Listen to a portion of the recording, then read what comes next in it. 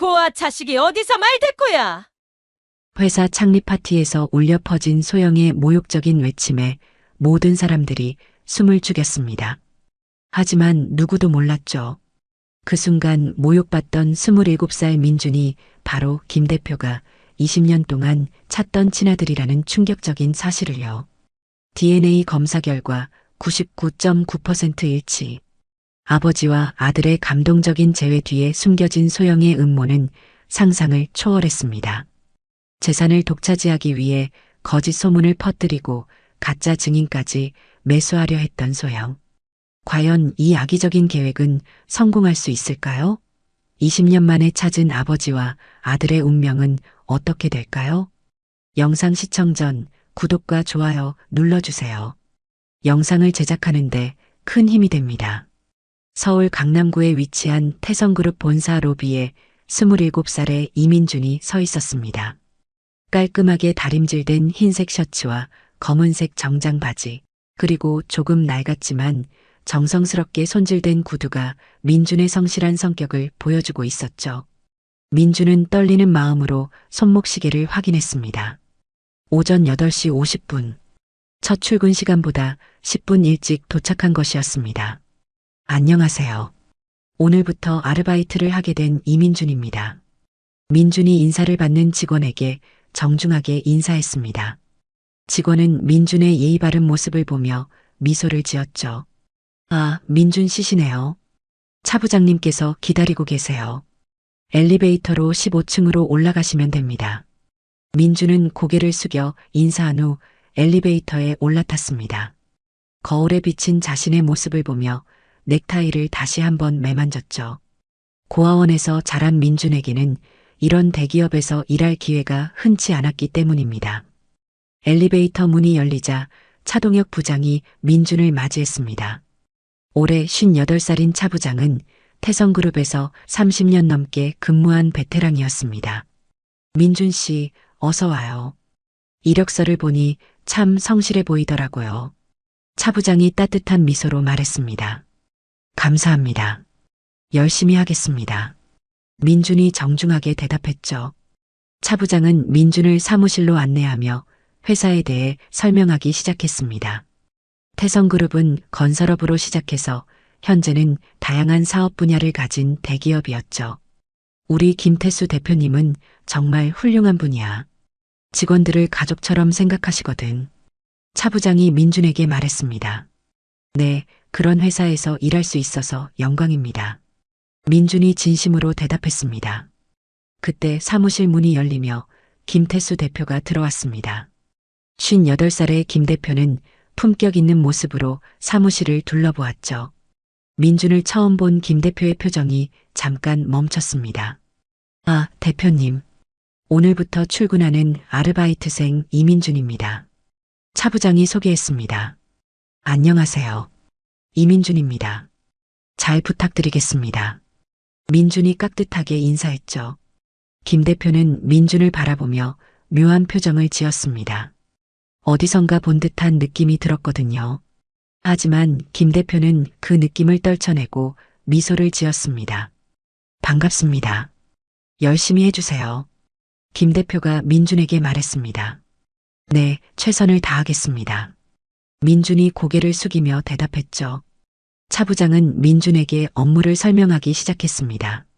서류 정리, 사무용품 관리, 간단한 심부름 등이 주요 업무였죠. 민준은 하나하나 꼼꼼히 메모하며 집중했습니다. 질문 있으면 언제든지 물어보세요. 차 부장이 친절하게 말했습니다. 네, 감사합니다. 민준이 대답했죠. 첫날 업무가 시작되자 민준의 성실함이 금세 드러났습니다. 서류를 정리할 때도 순서대로 꼼꼼히 분류했고 복사를 할 때도 한 장 한 장 확인하며 정성스럽게 했죠. 이야, 민준 씨 정말 꼼꼼하네요. 동료 직원이 감탄하며 말했습니다. 아직 배우는 단계라서 실수하지 않으려고 신경 쓰고 있어요. 민준이 겸손하게 대답했죠. 점심시간이 되자 차 부장이 민준을 직원 식당으로 안내했습니다. 식당에서 만난 다른 직원들도 민준의 예의 바른 모습에 호감을 표했죠. 요즘 이런 젊은이 보기 드물어. 정말 예의 바르네. 한 직원이 차 부장에게 말했습니다. 그러게 말이야. 첫인상이 참 좋더라고. 차 부장이 만족스러운 표정으로 대답했죠. 민주는 식사를 하며 직원들과 자연스럽게 대화를 나눴습니다.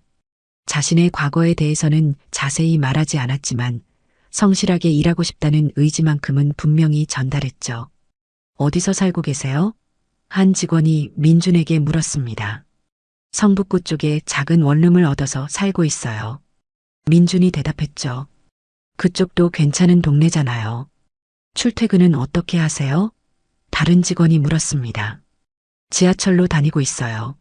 환승이 한 번 있지만 괜찮습니다. 민준이 미소를 지으며 말했죠. 오후에는 김 대표가 민준이 일하는 모습을 유심히 지켜봤습니다. 서류를 정리하는 민준의 모습에서 어떤 친근함을 느꼈거든요. 저 아이 왠지 낯이 익어 보이는데. 김 대표가 속으로 중얼거렸습니다. 퇴근 시간이 되자 민준은 정리정돈을 마치고 차 부장에게 인사를 드렸습니다. 오늘 하루 감사했습니다. 내일도 열심히 하겠습니다. 민준이 정중하게 말했죠. 고생했어요. 첫날 치고는 정말 잘했어요. 차 부장이 격려하며 말했습니다. 집으로 돌아가는 지하철 안에서 민준은 핸드폰을 꺼내 전화를 걸었습니다. 상대방은 민준을 20년 동안 키워준 희망고아원의 박순자 원장이었죠. 원장님, 저 민준이에요. 민준이 반가운 목소리로 말했습니다. 아이고, 민준아. 첫 출근 어땠니? 박 원장의 따뜻한 목소리가 들려왔죠. 정말 좋은 회사 같아요. 사람들도 다 친절하시고 대표님도 좋은 분 같아요. 민준이 기쁜 마음으로 대답했습니다. 그래, 다행이다. 우리 민준이가 좋은 곳에서 일하게 되어서 정말 기뻐. 박 원장이 마음 놓인 듯 말했죠. 원장님 덕분이에요. 20년 동안 저를 키워주시고 가르쳐주신 덕분에 이런 좋은 기회를 얻을 수 있었어요. 민준이 감사한 마음을 전했습니다. 아이고, 무슨 소리야. 내가 착하고 성실해서 그런 거지. 박 원장이 겸손하게 말했죠. 앞으로도 열심히 해서 원장님께 좋은 소식 들려드릴게요. 민준이 다짐하며 말했습니다. 그래, 항상 조심하고 건강하게 지내거라. 박 원장이 당부하며 말했죠. 전화를 끊은 후 민준은 창밖을 바라보며 생각에 잠겼습니다. 고아원에서 자란 자신에게 이런 기회가 온 것이 정말 감사했거든요. 무엇보다 회사 사람들이 자신을 따뜻하게 받아준 것이 고마웠습니다. 다음 날 아침 민준은 어제보다 더 일찍 회사에 도착했습니다. 사무실 청소부터 시작해서 업무 준비를 완벽하게 마쳤죠. 어머, 민준 씨 벌써 왔네요? 일찍 온 직원이 놀라며 말했습니다. 네, 일찍 와서 준비하는 게 좋을 것 같아서요. 민준이 미소를 지으며 대답했죠. 정말 성실하네요. 우리도 본받아야겠어요. 직원이 감탄하며 말했습니다. 김 대표가 출근하자 차 부장이 민준에 대해 보고했습니다. 대표님, 어제 온 민준이라는 아이 정말 괜찮네요. 성실하고 예의 바르고. 차 부장이 말했죠. 그래요? 나도 좋은 인상을 받았어요. 김 대표가 대답했습니다. 직원들 사이에서도 평판이 좋아요. 첫날부터 이렇게 적응 잘하는 아이 오랜만에 봐요. 차 부장이 덧붙였죠. 김 대표는 고개를 끄덕이며 민준이 일하는 모습을 다시 한번 지켜봤습니다. 여전히 어디선가 본 듯한 느낌이 들었지만 정확히 무엇인지는 알 수 없었죠. 하지만 분명한 것은 민준이 정말 좋은 인재라는 것이었습니다. 민준이 태성그룹에서 일한 지 일주일이 지났습니다. 그동안 민준은 동료들 사이에서 모범적인 신입 직원으로 인정받고 있었죠. 매일 일찍 출근해서 사무실을 정리하고 주어진 업무를 성실하게 처리하는 모습이 모든 직원들의 마음을 사로잡았습니다. 민준 씨, 이거 복사 좀 부탁드려도 될까요? 한 선배 직원이 민준에게 말했습니다. 네, 바로 해드릴게요. 민준이 기꺼이 서류를 받아들며 대답했죠. 항상 고마워요. 정말 든든해요. 선배 직원이 감사 인사를 했습니다.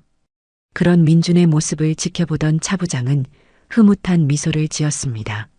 30년 넘게 회사를 다니면서 이렇게 성실한 신입을 본 적이 드물었거든요. 금요일 오후가 되자 회사의 특별한 분위기가 감돌았습니다. 태성그룹 창립 30주년 기념 파티가 저녁에 열리기 때문이었죠. 회사 로비는 화려한 장식으로 꾸며졌고 케이터링 업체에서 온 직원들이 분주하게 준비를 하고 있었습니다. 민준아, 오늘 파티에 너도 참석하면 좋겠는데. 차 부장이 민준에게 말했습니다. 제가 참석해도 될까요? 아직 들어온 지 얼마 안 됐는데. 민준이 망설이며 대답했죠. 물론이지. 우리 회사 식구들은 모두 참석하는 거야. 차 부장이 격려하며 말했습니다. 저녁 7시가 되자 태성그룹 로비는 화려한 파티장으로 변해 있었습니다. 샹들리에가 반짝이고 클래식 음악이 은은하게 흘러나왔죠. 직원들은 모두 정장을 차려입고 모여들었습니다. 민주는 평소보다 조금 더 신경 써서 입은 정장 차림으로 파티장에 들어섰습니다. 고아원에서 나올 때 박 원장이 사준 유일한 정장이었지만 깔끔하게 관리해서 여전히 단정해 보였죠. 민준 씨, 여기 앉아요. 동료 직원들이 민준을 반갑게 맞아주었습니다.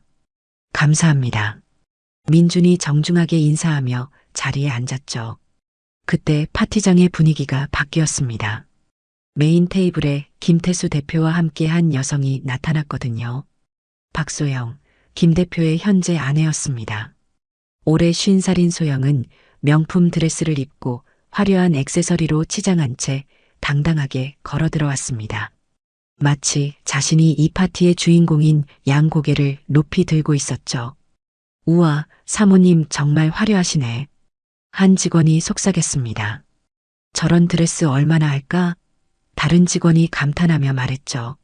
소영은 김 대표 옆에 앉으며 파티장을 둘러봤습니다. 직원들의 시선이 모두 자신에게 집중되는 것을 즐기는 듯한 표정이었죠. 그러다가 소영의 시선이 민준에게 머물렀습니다. 처음 보는 얼굴이었거든요. 저 사람 누구지? 소영이 김 대표에게 속삭였습니다. 아, 이번에 새로 들어온 아르바이트생이야. 이민준이라고 해.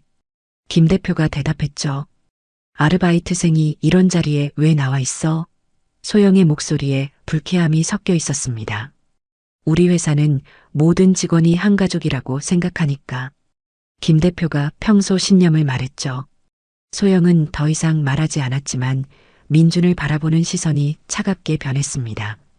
파티가 시작되고 김 대표가 창립기념 연설을 했습니다. 30년 전 작은 건설회사로 시작해서 지금의 태성그룹을 만들기까지의 여정을 감동적으로 이야기했죠. 모든 직원들이 박수를 치며 감동받는 분위기였습니다. 식사가 시작되자 민주는 조용히 음식을 먹으며 주변 사람들과 대화를 나눴습니다.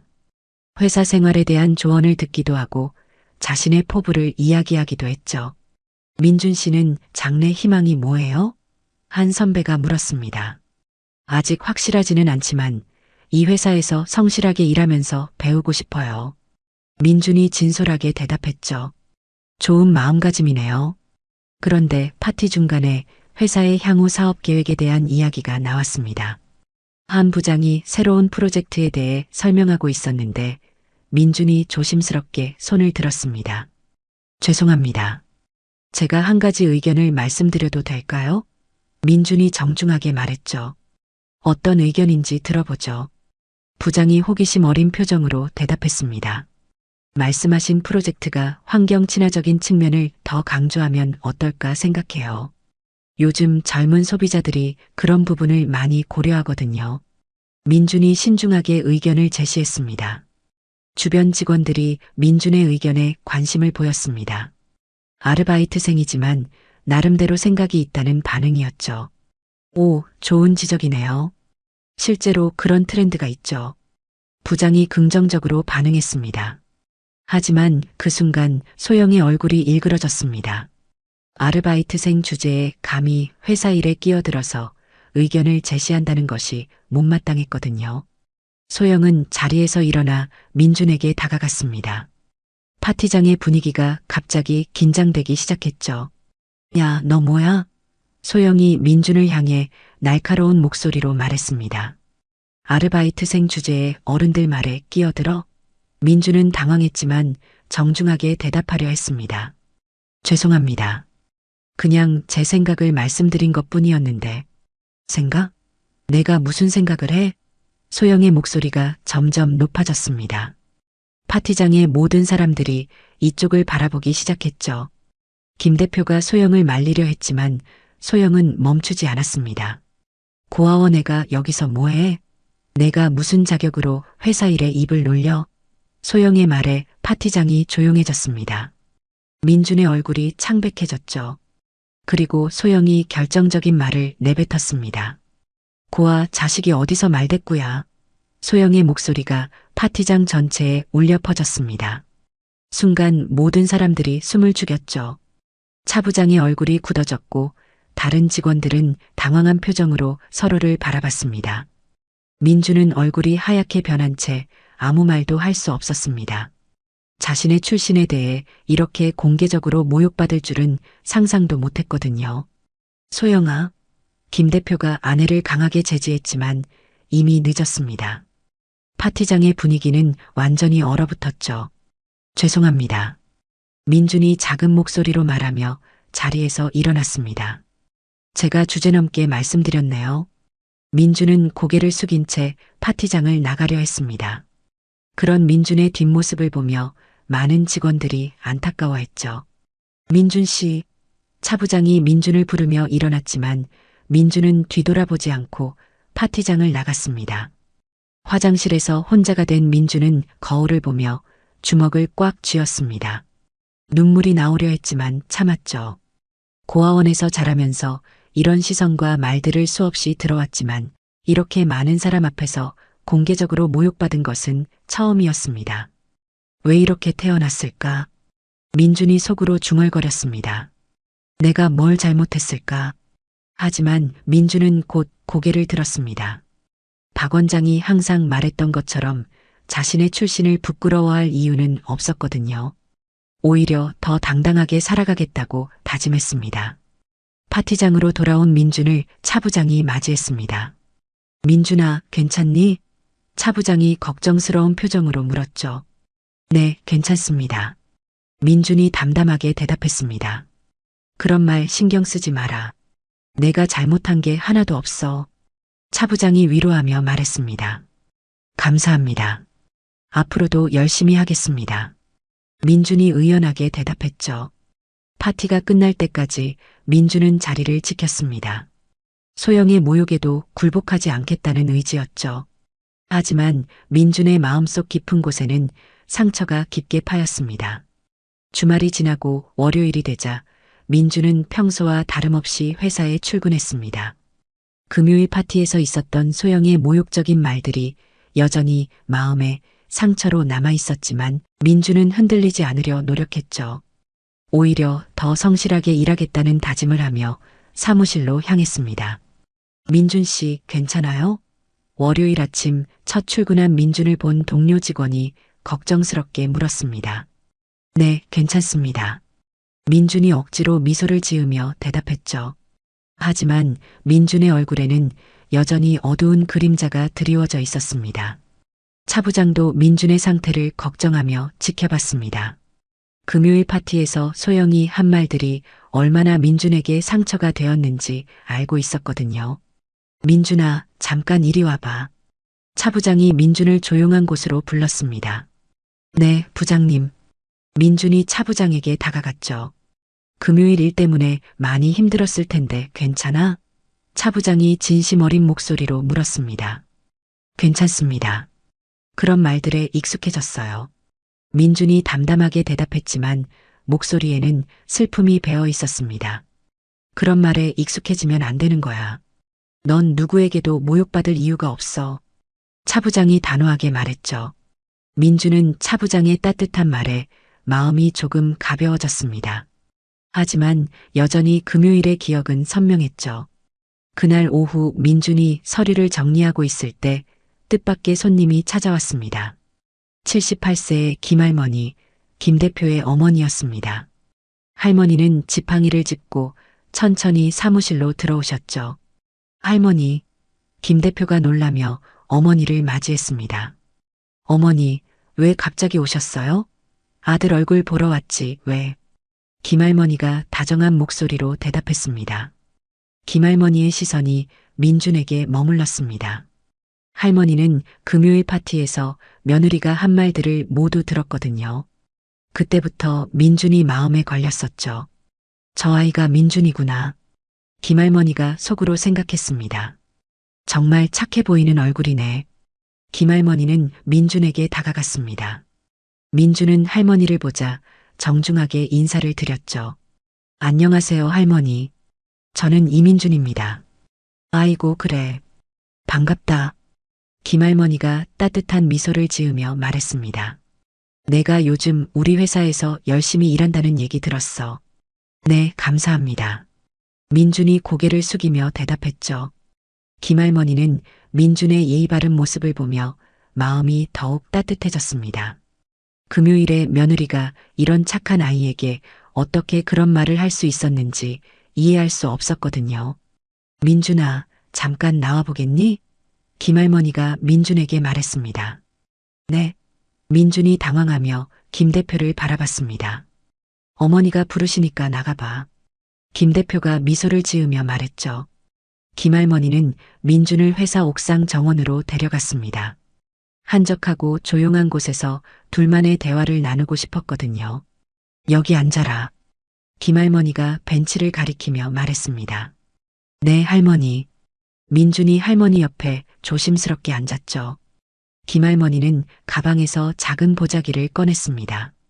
안에는 직접 만든 떡과 차가 들어 있었죠. 이거 먹어봐.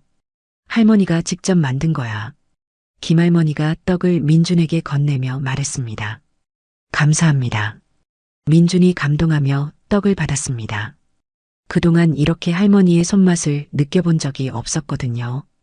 떡을 한 입 베어문 민준의 눈에 눈물이 맺혔습니다. 왜 그래? 맛없니? 김할머니가 걱정스럽게 물었죠. 아니에요. 너무 맛있어서 그래요. 민준이 눈물을 닦으며 대답했습니다. 할머니 손맛을 처음 느껴봐서 감동이에요. 김할머니의 마음도 먹먹해졌습니다. 이 착한 아이가 어떻게 고아원에서 자랐을까 하는 안타까운 마음이 들었거든요. 민준아, 금요일에 며느리가 한 말 때문에 많이 상처받았지? 김할머니가 조심스럽게 물었습니다. 민준은 잠시 망설이다가 고개를 끄덕였습니다.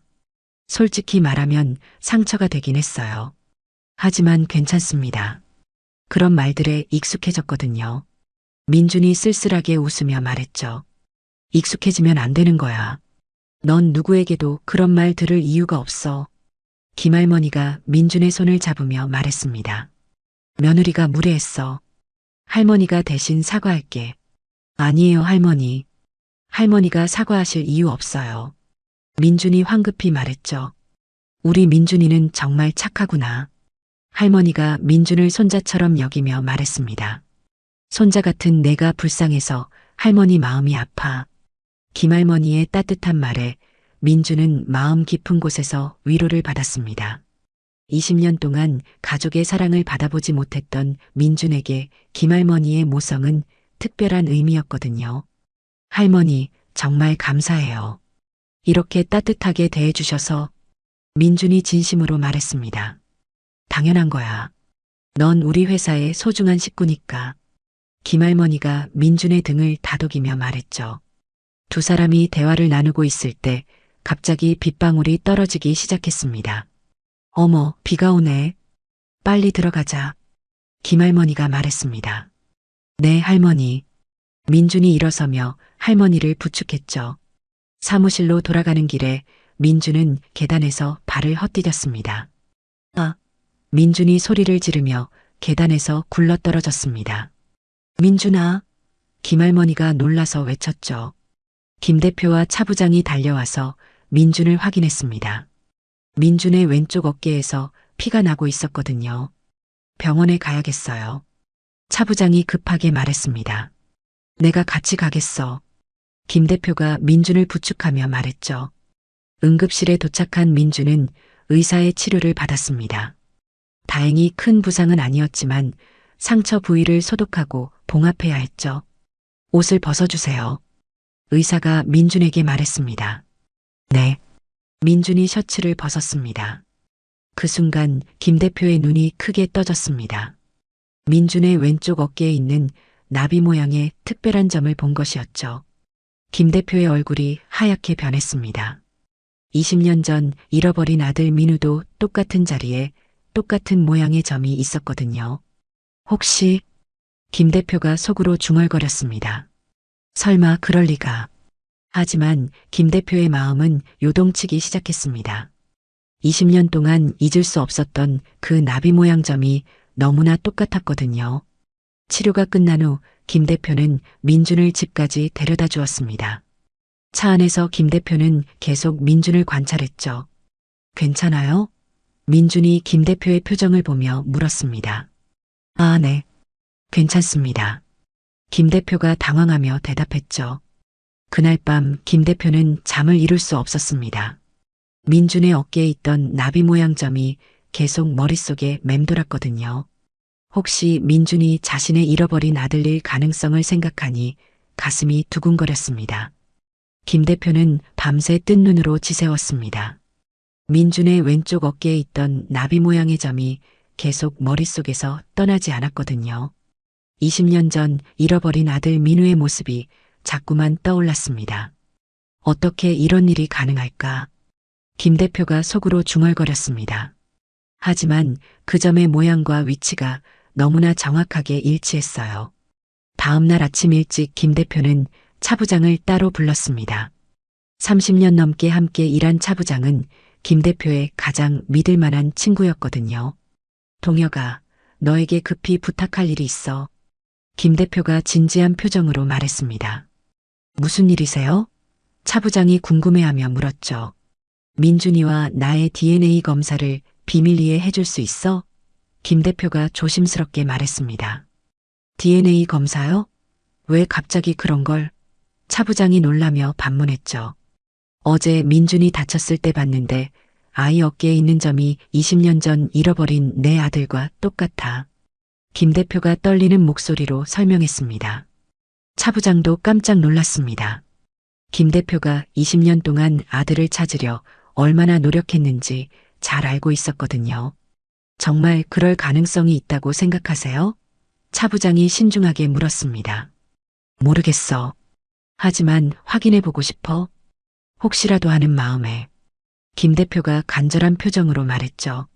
알겠습니다. 제가 아는 병원 원장한테 부탁해 볼게요. 비밀 보장은 확실히 하고요. 차부장이 흔쾌히 도와주겠다고 했습니다. 그날 오후 차부장은 민준에게 건강검진을 받으라고 제안했습니다. 회사에서 신입 직원들 건강검진을 해주는 거라고 설명했죠. 민준은 의심 없이 검사를 받았습니다. 일주일이 지났습니다. 김 대표는 그 일주일 동안 민준을 더욱 유심히 관찰했어요. 민준의 말투, 행동, 심지어 웃는 모습까지 세세하게 살펴봤죠. 어딘지 모르게 익숙한 느낌이 계속 들었습니다. 민준 씨, 혹시 어릴 때 기억나는 게 있어요? 김 대표가 조심스럽게 물어봤습니다. 어릴 때요? 별로 기억나는 게 없어요. 7살 때부터 고아원에서 자랐거든요. 민준이 담담하게 대답했죠. 7살 이전 기억은 없고요? 김 대표가 다시 물었습니다. 가끔 꿈에서 누군가가 저를 부르는 소리가 들려요. 아빠라고 부르는 것 같은데 확실하지 않아요. 민준이 말했습니다. 김 대표의 가슴이 철렁했습니다. 혹시 그 목소리가 자신의 목소리일까 하는 생각이 들었거든요. 드디어 검사 결과가 나왔습니다. 차부장이 봉투를 들고 김 대표 사무실로 들어왔죠. 결과 나왔습니다. 차부장이 긴장된 목소리로 말했습니다. 어떻게 나왔어? 김 대표가 떨리는 목소리로 물었습니다. 차부장이 서류를 꺼내 김 대표에게 건넸습니다. 김 대표는 손이 떨려서 서류를 제대로 잡기 힘들었죠. 99.9% 일치입니다. 차부장이 조용히 말했습니다. 민준 씨가 대표님의 친아들이 확실해요. 김 대표는 서류를 보며 눈물이 핑 돌았습니다. 평생 찾던 아들을 이렇게 만났다는 것이 믿기지 않았거든요. 정말 내 아들이야? 김 대표가 떨리는 목소리로 중얼거렸습니다. 네, 확실합니다. 차 부장도 감동받은 표정으로 대답했죠. 김 대표는 한동안 아무 말도 할 수 없었습니다. 기쁨과 놀라움, 그리고 그동안의 그리움이 한꺼번에 밀려왔거든요. 그날 저녁 김 대표는 민준을 조용한 카페로 불렀습니다. 민준에게 진실을 말할 시간이 된 것 같았어요. 민준 씨, 오늘 할 이야기가 있어서 불렀어요. 김 대표가 진지한 표정으로 말했습니다. 네, 무슨 일이세요? 민준이 궁금해하며 물었죠. 혹시 충격받을 수도 있는 이야기인데 괜찮겠어요? 김 대표가 조심스럽게 물었습니다.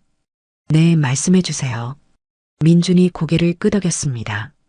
김 대표는 깊은 숨을 들이쉬고 말을 시작했습니다. 사실 저에게는 20년 전에 잃어버린 아들이 있어요. 민우라는 이름의 7살 아들이었죠. 네. 민준이 놀라며 김 대표를 바라봤습니다. 그날 놀이터에서 잠깐 한눈을 판 사이에 아이가 사라졌어요.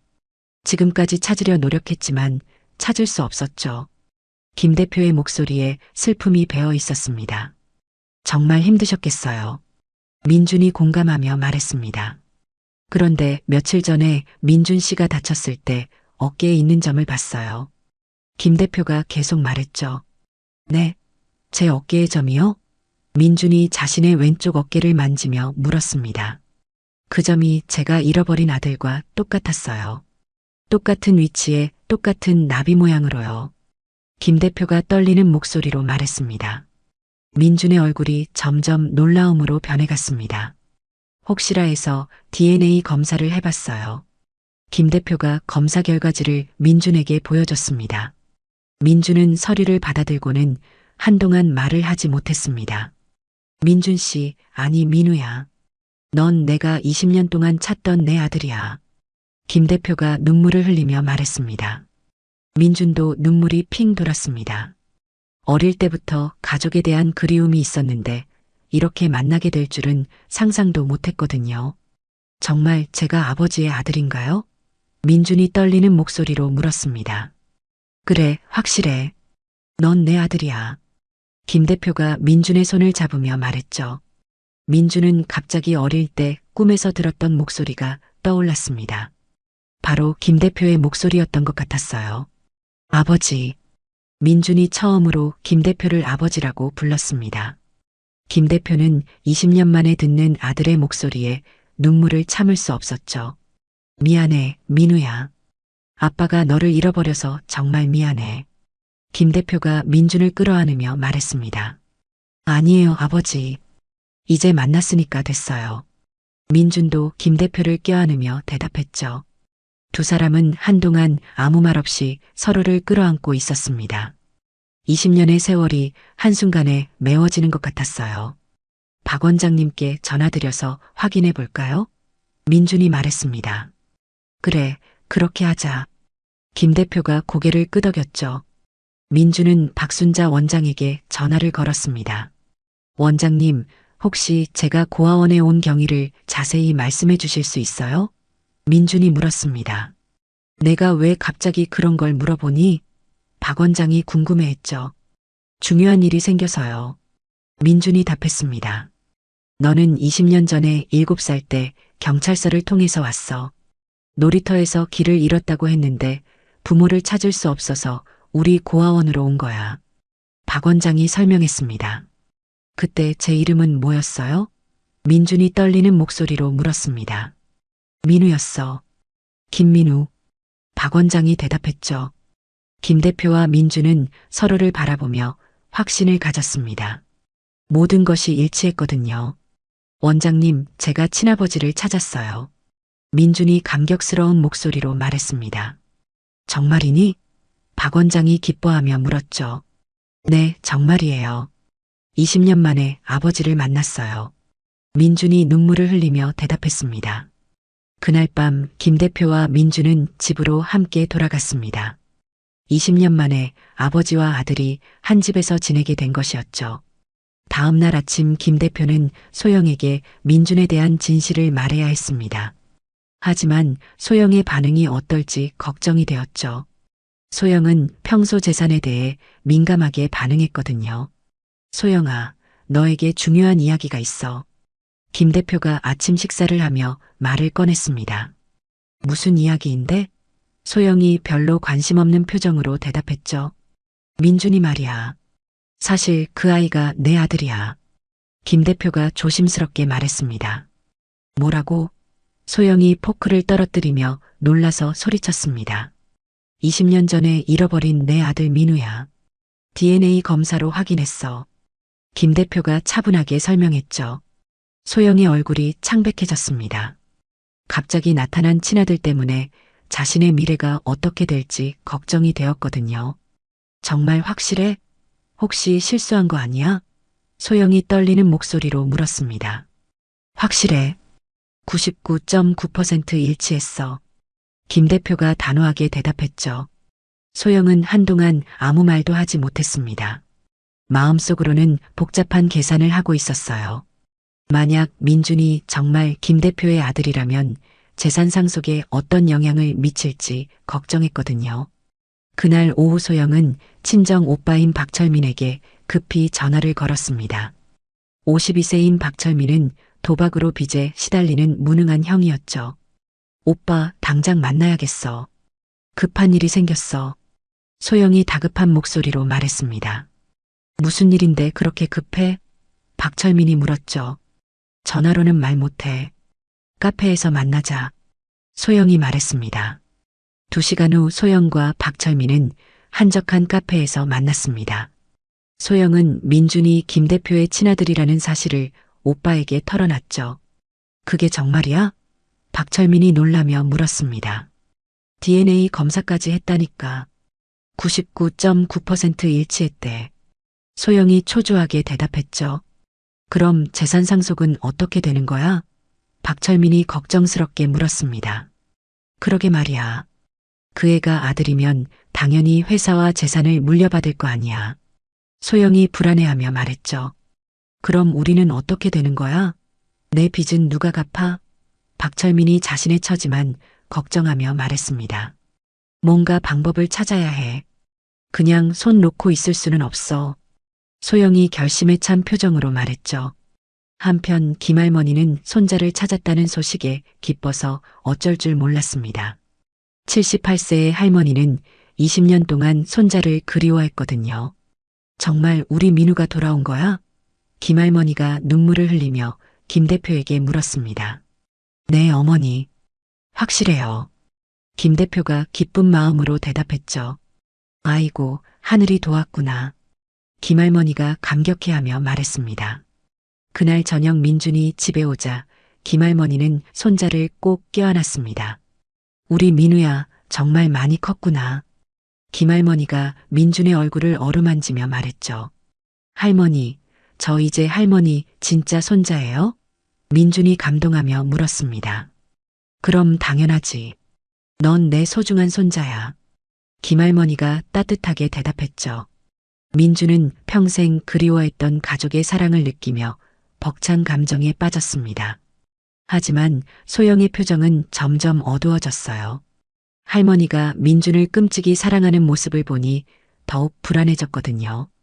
어머니, 너무 성급하게 받아들이시는 거 아닌가요? 소영이 김할머니에게 말했습니다. 뭐가 성급하다는 거야? DNA 검사까지 했는데. 김할머니가 며느리를 이상하게 바라봤죠. 혹시 검사 결과가 틀릴 수도 있잖아요. 소영이 의심의 씨앗을 뿌리려 했습니다. 이상한 소리 하지 마. 분명한 검사 결과를 왜 의심해? 김할머니가 불쾌한 표정으로 말했죠. 소영은 더 이상 말하지 않았지만 마음속으로는 민준을 제거할 방법을 계속 생각하고 있었습니다. 그날 밤 소영은 박철민과 다시 통화했습니다. 오빠, 그냥 있으면 안 될 것 같아. 소영이 조급하게 말했습니다. 그래서 어떻게 할 건데?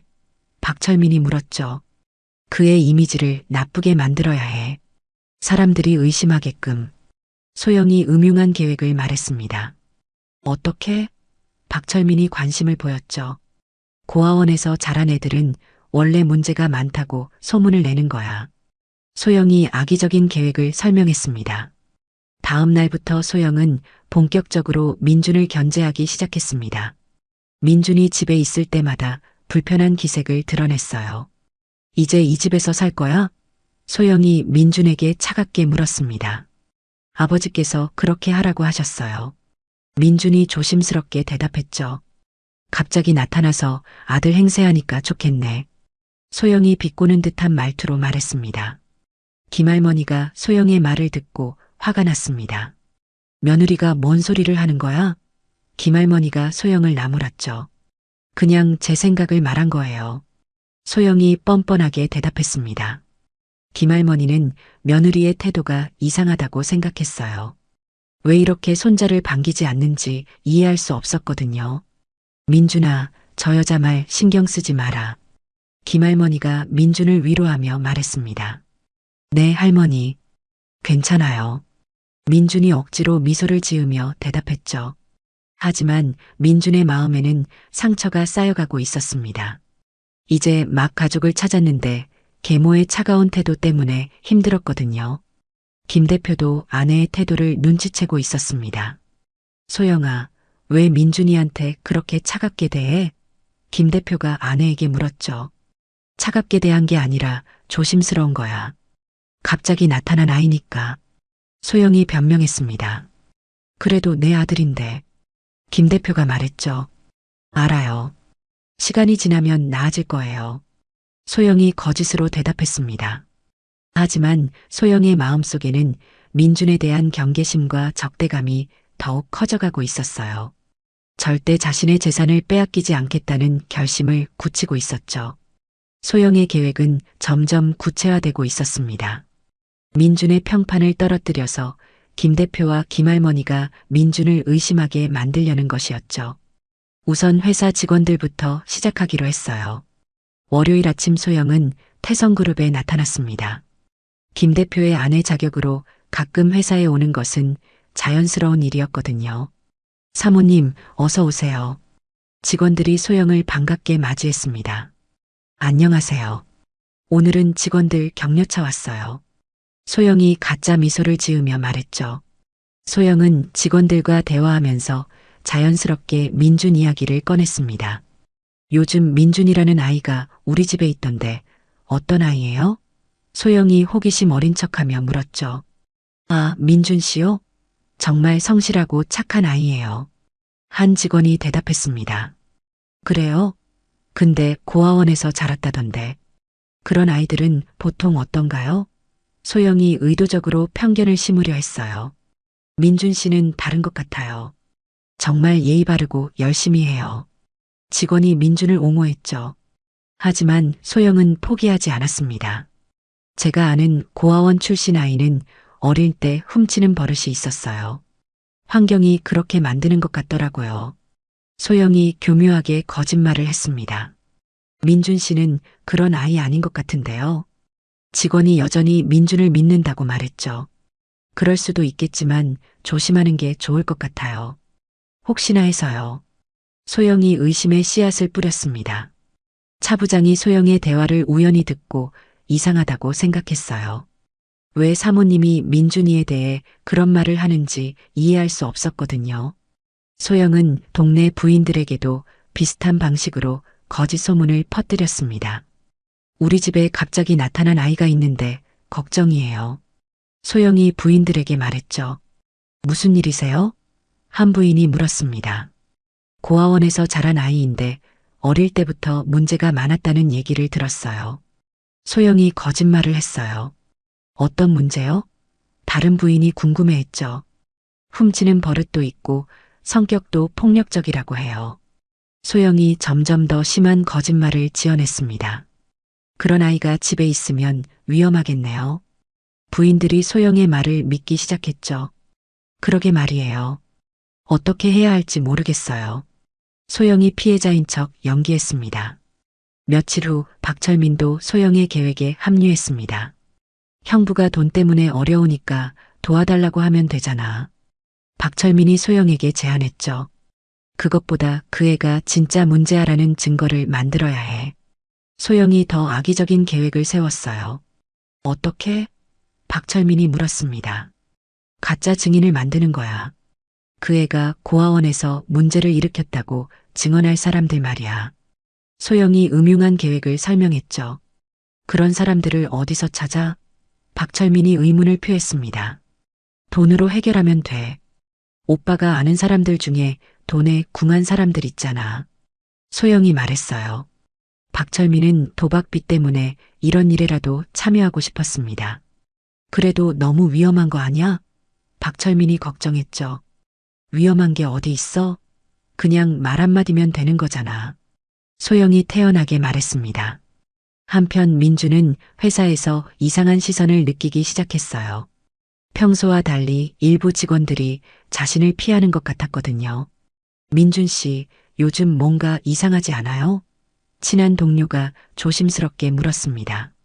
뭐가 이상해요? 민준이 궁금해하며 물었죠. 사람들이 민준 씨에 대해 이상한 얘기를 하더라고요. 동료가 걱정스럽게 말했습니다. 무슨 얘기요? 민준이 놀라며 물었어요. 고아원에서 문제가 많았다는 얘기요. 하지만 저는 안 믿어요. 동료가 민준을 믿는다고 말했죠. 민준은 충격을 받았습니다. 자신에 대한 거짓 소문이 퍼지고 있다는 것을 처음 알았거든요. 누가 그런 말을 했을까요? 민준이 억울해하며 물었습니다. 잘 모르겠어요. 어디선가 들려온 얘기 같은데.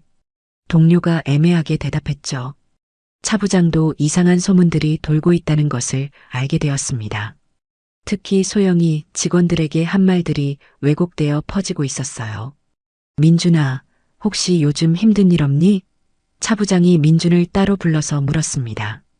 조금 이상한 소문들이 있다는 얘기를 들었어요. 민준이 솔직하게 대답했죠. 그런 소문들 신경 쓰지 마라. 내가 어떤 아이인지 우리는 다 알고 있어. 차 부장이 격려해줬습니다. 감사합니다.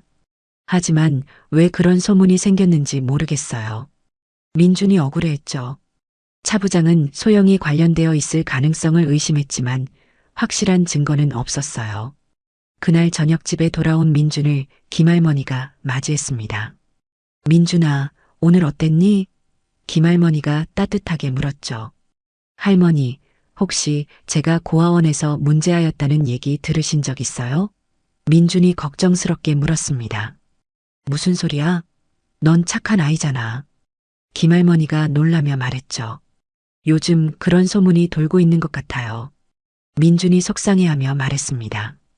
김할머니는 혹시 며느리가 관련되어 있는 것은 아닌지 의심하기 시작했어요. 소영의 평소 행동을 생각해 보니 충분히 그럴 만했거든요. 누가 그런 말을 하는지 알아보겠어. 김할머니가 단호하게 말했습니다. 그날 밤 소영은 박철민과 만나서 계획을 더욱 구체화했어요. 이제 결정타가 필요해. 확실한 증거를 만들어야 해. 소영이 말했죠. 어떤 증거? 박철민이 물었습니다. 그 애가 돈을 훔쳤다는 증거 말이야. 소영이 더욱 악의적인 계획을 세웠어요. 그건 너무 위험하지 않아? 박철민이 겁먹었죠. 위험해도 해야 해. 이대로 있으면 우리는 끝장이야. 소영이 절박하게 말했습니다. 소영의 음모는 점점 더 치밀해지고 있었어요. 민준을 완전히 몰아내기 위한 마지막 계획을 준비하고 있었죠. 김할머니는 며칠 동안 소영의 행동을 유심히 관찰했습니다. 손자에 대한 이상한 소문들이 어디서 나온 것인지 알아보고 싶었거든요. 78세의 지혜로운 할머니는 며느리의 수상한 행동들을 놓치지 않았어요. 어느 날 오후 김할머니는 소영이 전화하는 모습을 우연히 목격했습니다. 소영은 거실에서 누군가와 조용히 통화하고 있었죠. 오빠, 계획대로 진행해. 이번 주에 마무리하자. 소영이 낮은 목소리로 말했습니다. 김할머니는 문 뒤에 숨어서 소영의 대화를 들었어요. 뭔가 수상한 느낌이 들었거든요. 그에 관련된 증인들 준비됐지? 소영이 계속 말했죠. 네, 준비됐어요. 박철민의 목소리가 전화기 너머로 들려왔습니다. 확실하게 해야 해. 이번이 마지막 기회야. 소영이 강조하며 말했어요. 김할머니는 며느리가 민준에 대해 무언가 나쁜 계획을 세우고 있다는 것을 직감했습니다. 더 이상 듣지 않고 조용히 자리를 떴죠. 그날 저녁 김할머니는 아들에게 며느리의 수상한 행동에 대해 말했습니다. 태수야, 며느리가 뭔가 이상해. 김할머니가 걱정스럽게 말했어요. 어머니, 무슨 말씀이세요? 김 대표가 궁금해하며 물었죠. 민준이에 대한 이상한 소문들이 며느리로부터 나온 것 같아. 김할머니가 의심을 표현했습니다. 그럴 리 없어요. 아무리 그래도 그렇게까지 하겠어요? 김 대표가 아내를 믿고 싶어 했죠. 내가 직접 들었어. 누군가와 통화하면서 계획이라는 말을 하더라고. 김할머니가 확신에 찬 목소리로 말했어요. 한편 차 부장도 독자적으로 조사를 하고 있었습니다. 민준에 대한 소문의 출처를 찾아보니 대부분 소영과 연결되어 있었거든요. 차 부장은 소영이 직원들에게 한 말들을 다시 조사해 봤어요. 사모님이 정말 그런 말씀을 하셨나요? 차 부장이 직원에게 확인했습니다. 네, 분명히 하셨어요. 고아원 출신은 조심해야 한다고요. 직원이 대답했죠. 다른 직원들에게도 물어봤나요? 차 부장이 더 캐물었습니다. 네, 사모님이 여러 사람한테 비슷한 얘기를 하셨다고 들었어요. 직원이 말했어요. 차 부장은 소영이 체계적으로 민준의 평판을 떨어뜨리고 있다는 확신을 갖게 되었습니다. 증거를 수집하기 위해 더 조사하기로 했죠. 며칠 후 결정적인 증거가 나왔습니다. 차 부장이 소영과 박철민이 만나는 장면을 목격한 것이었어요. 두 사람은 한적한 카페에서 수상한 대화를 나누고 있었죠. 차 부장은 조심스럽게 가까이 다가가서 대화를 들었습니다. 가짜 증인들은 언제 준비돼? 소영이 박철민에게 물었어요. 내일이면 준비됩니다. 다들 돈을 받고 증언하기로 했어요. 박철민이 대답했죠. 확실하게 해야 해. 그 애가 고아원에서 정말 문제아였다고 증언하는 거야. 소영이 구체적인 지시를 했습니다. 차 부장은 휴대폰으로 이 대화를 몰래 녹음했어요. 완벽한 증거를 잡은 것이었죠. 그리고 어떻게 끝장낼 거야? 박철민이 물었습니다. 돈을 훔쳤다는 증거를 만들 거야. 그러면 김 대표도 의심하게 될 거고. 소영이 더욱 악의적인 계획을 말했어요. 차 부장은 더 이상 듣지 않고 그 자리를 떠났습니다. 김 대표에게 즉시 보고해야 했거든요. 대표님, 급히 보고 드릴 일이 있습니다. 차 부장이 김 대표 사무실로 달려갔어요. 무슨 일이야? 김 대표가 심각한 표정의 차 부장을 보며 물었죠. 사모님이 민준 씨에 대한 거짓 소문을 퍼뜨리고 있습니다. 차 부장이 직설적으로 말했어요. 뭐라고? 김 대표가 충격을 받으며 반문했습니다. 차 부장은 녹음 파일을 김 대표에게 들려줬습니다. 소영과 박철민의 대화가 생생하게 담겨 있었죠. 김 대표의 얼굴이 점점 굳어졌습니다. 이럴 수가. 소영이 정말 이런 짓을? 김 대표가 믿을 수 없다는 표정으로 말했어요. 확실한 증거입니다. 직접 들어보시죠. 차 부장이 녹음을 다시 재생했죠. 녹음을 들은 김 대표는 분노로 온몸이 떨렸습니다. 자신의 아들을 모함하는 아내의 모습에 실망을 금할 수 없었거든요. 당장 집으로 가겠어. 김 대표가 자리에서 일어나며 말했어요. 저도 함께 가겠습니다. 차 부장이 따라 나섰죠. 집에 도착한 김 대표는 소영을 거실로 불렀습니다. 김할머니와 민준도 함께 있었어요. 소영아, 내가 민준이에 대해 거짓 소문을 퍼뜨렸다면서? 김 대표가 냉정한 목소리로 물었습니다. 무슨 말씀이세요? 저는 그런 적 없어요. 소영이 발뺌하며 대답했죠. 그럼 이건 뭐야? 김 대표가 휴대폰으로 녹음을 재생했습니다. 소영과 박철민의 대화가 거실에 울려 퍼졌어요. 소영의 얼굴이 창백해졌습니다. 뻔히 들통날 거짓말을 했다는 것을 깨달았거든요. 이건 뭔가 오해가 있을 거예요. 소영이 당황하며 변명했습니다. 오해? 내 목소리가 선명하게 들리는데? 김 대표가 화를 내며 말했죠. 김할머니도 며느리를 실망스럽게 바라봤습니다. 정말 이런 짓을 했구나. 김할머니가 탄식하며 말했어요. 내 아들을 어떻게 이럴 수 있어? 김 대표가 소영을 추궁했습니다. 아니에요, 오해예요. 저는 그냥. 소영이 더 이상 변명할 말이 없었어요.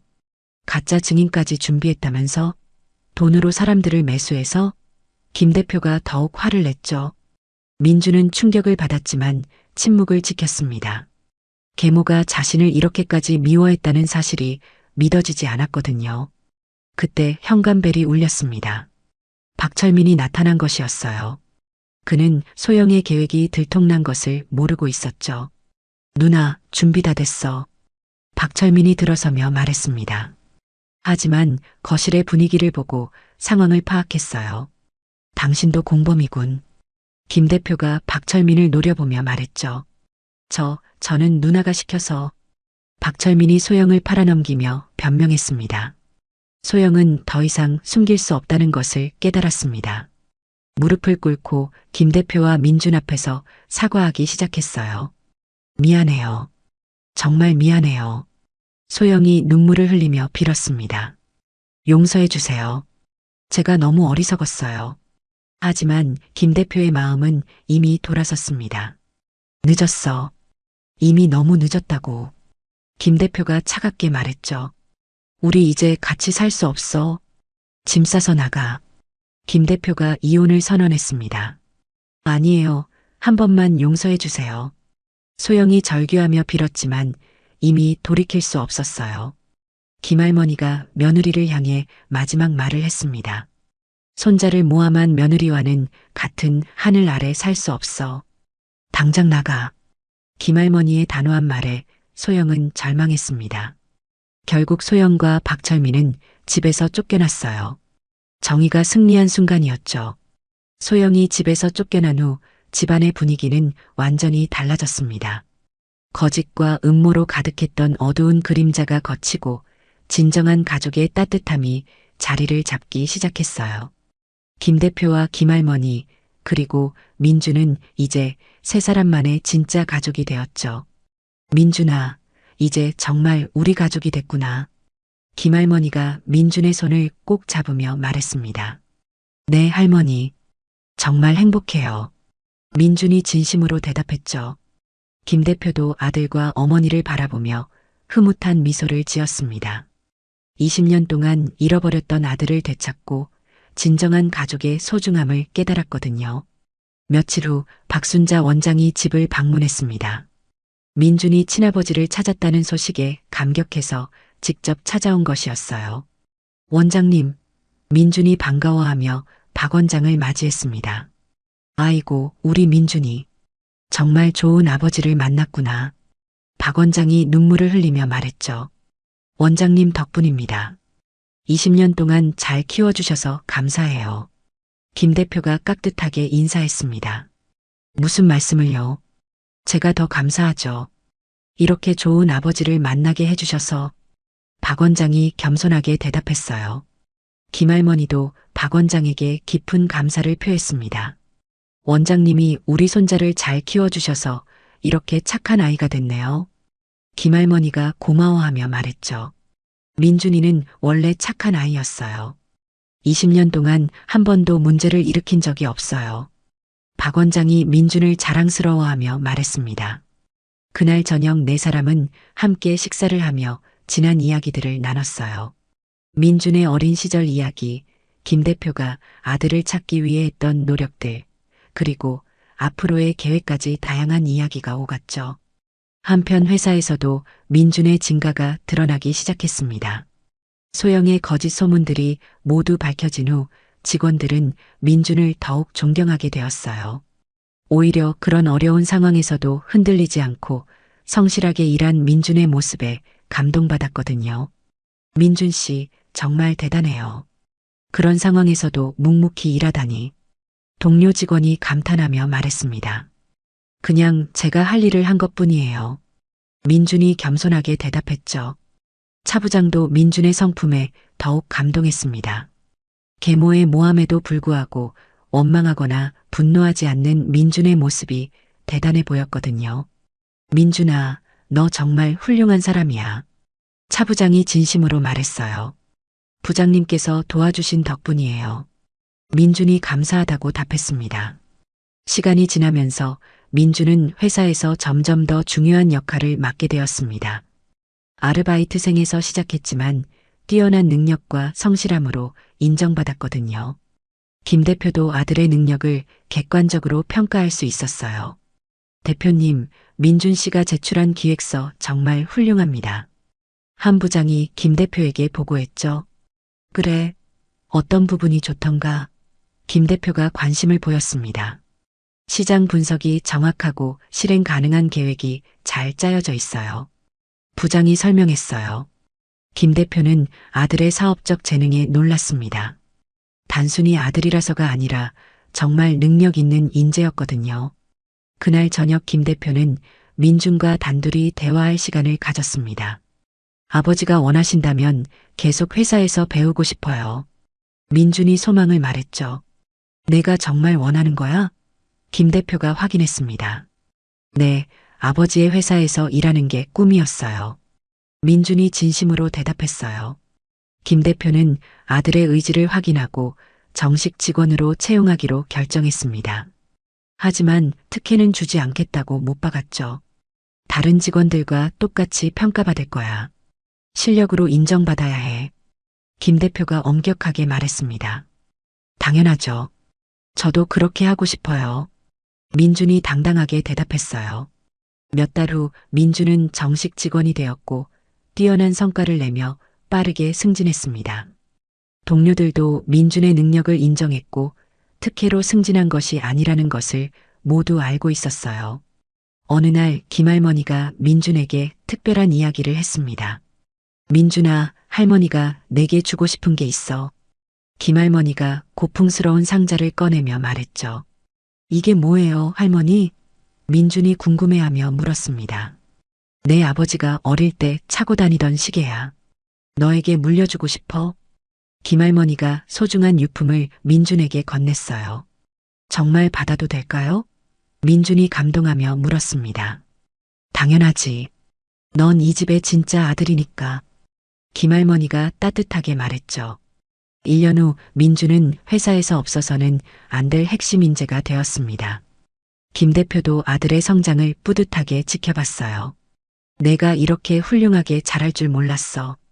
김 대표가 자랑스러워하며 말했습니다. 아버지와 할머니 덕분이에요. 그리고 원장님도요. 민준이 겸손하게 대답했죠. 어느 일요일 저녁 세 사람은 거실에서 함께 시간을 보냈습니다. 김할머니는 뜨개질을 하고 김 대표는 신문을 읽고 민준은 책을 보고 있었어요. 평범하지만 따뜻한 가족의 모습이었죠. 이런 게 진짜 행복이구나. 민준이 속으로 생각했습니다. 20년 동안 그리워했던 가족의 사랑을 드디어 찾은 것이었어요. 김 대표가 신문을 내려놓고 아들과 어머니를 바라봤습니다. 우리 정말 행복한 가족이 됐네. 김 대표가 흐뭇하게 말했죠. 그러게 말이야. 20년 만에 손자를 찾아서 얼마나 기쁜지 몰라. 김할머니가 눈물을 글썽이며 말했습니다. 저도 정말 행복해요. 아버지, 할머니와 함께 있으니까 모든 게 완벽해요. 민준이 감격스러운 목소리로 말했어요. 앞으로도 계속 이렇게 행복하게 살자. 김 대표가 가족에게 약속했습니다. 그날 밤 민준은 자신의 방에서 창문을 내다봤습니다. 별이 총총한 밤하늘이 아름다웠어요. 고아원에서 바라보던 그 하늘과는 다른 의미로 다가왔죠. 박 원장님, 정말 감사해요. 민준이 마음속으로 감사 인사를 드렸습니다. 원장님이 20년 동안 사랑으로 키워주신 덕분에 이런 행복을 찾을 수 있었거든요. 다음 주에는 박 원장님을 모시고 가족여행을 가기로 했어요. 진정한 가족의 의미를 보여주는 특별한 여행이 될 것 같았죠. 민준의 새로운 인생이 시작된 것이었습니다. 사랑하는 가족과 함께하는 행복한 미래가 기다리고 있었어요. 오늘 이야기가 좋으셨다면 구독과 댓글, 알람 설정 잊지 마시고 소중한 댓글 하나가 정말 큰 힘이 됩니다. 시청해주셔서 진심으로 감사드립니다.